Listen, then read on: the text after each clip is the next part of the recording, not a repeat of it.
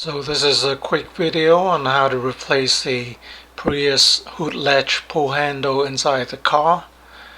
Someone broke it up some time ago, and in order to replace the plastic handle, you have to unlatch the hood first by pulling on the cable that releases the tension, so you can hook the end piece of the cable onto the replacement latch.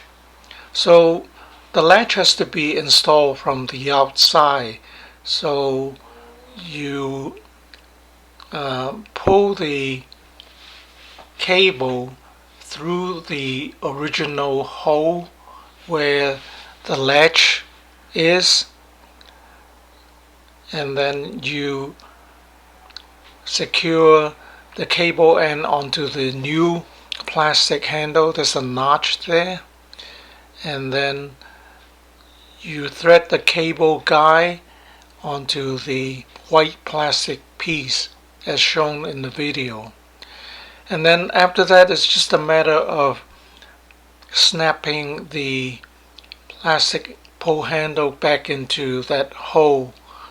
And the way I have it on now is upside down. You just have to put it the other way like this, and it just snaps in to the panel there.